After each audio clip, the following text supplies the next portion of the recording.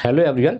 तो आज मैं बात करूंगा गेट के बारे में। गेट क्या होता है, इसका तो फुल फॉर्म इसका होता है graduate aptitude test in engineering. तो इसका क्या महत्व है, इसका क्या एम होते हैं, इसके थ्रू हम क्या क्या कर सकते हैं, इसकी कितनी फेलोशिप होती है, तो इसके बारे में सब प्रॉपर जानेंगे। इसकी क्या एलिजिबिलिटी है, इसकी एज लिमिट कितनी है, इसका जो स्कोर कार्ड होता है मतलब जो सर्टिफिकेट होता है कितने टाइम तक वैलिड रहता है, इस सब के बारे में जानेंगे। तो गेट गेट के थ्रू हम गेट होता है, गेट को आईआईएससी और आईआईटी कंडक्ट कराते हैं। ठीक है, आईआईएससी और जो आईआईएससी है वो बेंगलोर है एक, और 7 आईआईटी है जो नंबर 1 नंबर 2 पर आते हैं, वही सब कंडक्ट कराते हैं एग्जाम को। वही काफ़ी इंटरनेशनल एग्जाम होते हैं, इसको आप जो फॉरेन वाले होते हैं वो भी दे सकते हैं इस एग्जाम को। और सबसे पहले इस पे बात आती है जो इसकी साइकिल होती है, मतलब इसका 8 वर्ष ही होता है। मतलब पहले 1 कराएगा, फिर 2 कराएंगे, ऐसे इंस्टीट्यूट कराते चले जाएंगे साइकिल बाई साइकिल। तो मतलब सबका नंबर आता जाएगा इसमें। इसके थ्रू हम मास्टर कर सकते हैं, जैसे एमएससी, एमटेक, पीएचडी भी कर सकते हैं इससे, और मेडिकल इंजीनियरिंग भी से कर सकते हैं। इसका जो स्कोर कार्ड के थ्रू होता है। अगर हम लोग एमटेक करते हैं तो एमटेक में जो इसकी फेलोशिप मिलती है, एमटेक में इसकी जो फेलोशिप होती है वो 12,400 मिलती है। 22 मंथ तक मिलती रहेगी ये।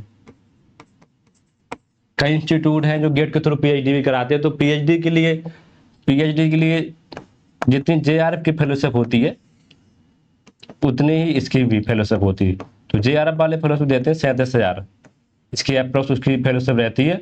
अगर आपको एसआरएफ है, 2 साल बाद एसआरएफ हो जाता है, तो उसकी होती 42,000। मतलब सेम जो 6,000 नेट की फेलोशिप है वही गेट की भी है।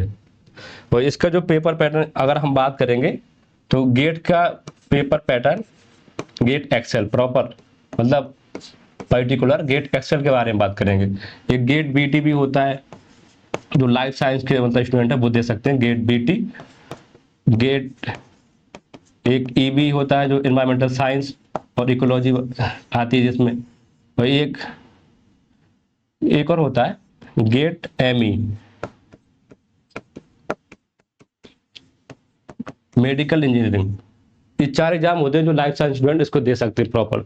लेकिन गेट का सिस्टम होता है, इसको आप 2 ही मतलब एग्जाम दे सकते हैं एक बार में, 2 पेपर है। या तो आप गेट एक्सेल दीजिए, बीटी, मतलब कोई भी 2 चूज करेंगे तो आपको मिलेंगे एक टर्म में, एक बार मतलब एक साल में, क्योंकि एक बार एग्जाम होता है फरवरी में। तो इसको आप 2 दे सकते हैं, मतलब 2 पेपर इसको ऑप्ट कर सकते हैं।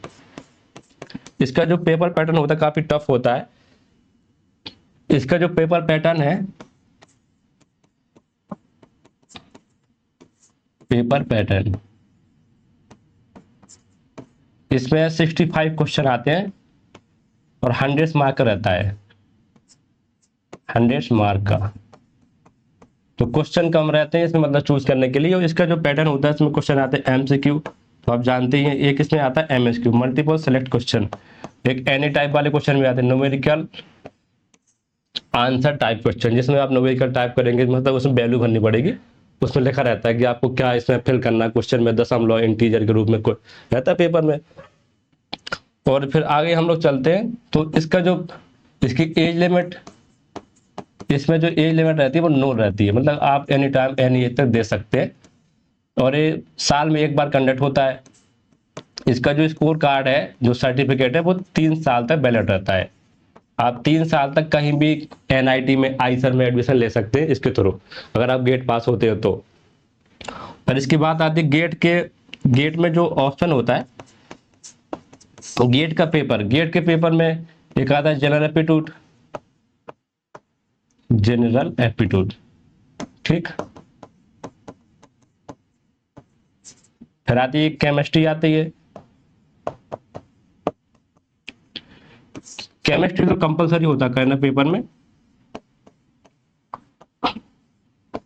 और इसमें 5 पेपर रहते हैं, 5 पेपर रहेंगे, उसमें से आपको 2 चूज करने पड़ेंगे। जैसे पहला आता है, इसमें फर्स्ट आता है बायोकेमिस्ट्री, सेकंड आता है जूलॉजी, थर्ड आता है बॉटनी, फोर्थ आता है बायोटेक वो फूड टेक, पांचवा आता है माइक्रोबायोलॉजी। इसमें इतने ऑप्शन रहते हैं, तो इसमें से आपको तो ये तो करना कंपलसरी। केमिस्ट्री आप जनरल एप्टीट्यूड भी उसमें पेपर में आता है, और biochemistry, zoology, botany, food tech और माइक्रोबायोलॉजी। इसमें से अगर जो 5 पेपर रहते हैं, इसमें से आपको 2 चूज करने पड़ते हैं। या तो आप जूलॉजी बॉटनी करिए, बायोकेमिस्ट्री जूलॉजी करिए, तो आपको 5 में से 2 चूज करने पड़ेंगे। इसका यही पैटर्न रहता है। इसके थ्रू आप जॉब भी पा सकते हैं। इसको जो इसमें फेलोशिप भी मिलती है अच्छी खासी, जितनी जीआरएफ वालों की है। और इसका जो सिलेबस होता है हम करेंगे बाद में डिस्कस, लेकिन हम जानते हैं कि कितना क्या मार्क है। जैसे जनरल एप्टीट्यूड रहती है 15 नंबर की, और फिर जो केमिस्ट्री रहती है वो रहती है 25 मार्क की, तो ये हो गए 40। और जो सब्जेक्ट रहते हैं स्पेसिफिक, वो रहता है 60 मार्क का।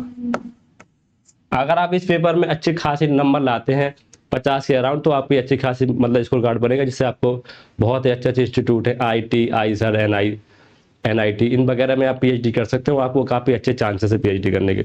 तो आज की वीडियो में इतना ही। नेक्स्ट वीडियो में आपको बताऊंगा कि सिलेबस कितना है, आपको कैसे ऑब्टेन करना पेपर को, और आने वाले टाइम में मैं इसके क्वेश्चन भी कराऊंगा, क्योंकि मैं ऑलरेडी 2 बार गेट क्वालिफाई हूँ। तो पेपर में बताने जा रहा हूँ कि इसके गेट की एलिजिबिलिटी क्या होती है। अगर आप मास्टर में हैं या आप बैचलर में, जैसे बीएससी कर रहे हैं, 4th ईयर का बैचलर है, अगर बीटेक भी कर रहे हैं आप, तो उस टाइम भी आप गेट दे सकते हैं। अगर 4th ईयर मतलब 4th ईयर्स का कोई कोर्स है, तब भी आप लास्ट ईयर दे सकते हैं। अगर आप मास्टर में हैं, मास्टर के एंड ईयर मतलब जो आपका सेकंड ईयर होता है उसमें है, तो तब भी आप गेट दे सकते हैं। और अगर सेमेस्टर वाइज है, तो अगर लास्ट सेमेस्टर में, तब भी आप गेट को दे सकते हैं। फिर यहीं से एक सिस्टम आता है यहाँ पर, अगर आप लोग पीएचडी इंटीग्रेट करना चाहते हैं, इंटीग्रेट जो आईआईएससी बेंगलोर कराता है, इससे आप मास्टर भी कर सकते हैं साथ में, और पीएचडी भी कर सकते हैं।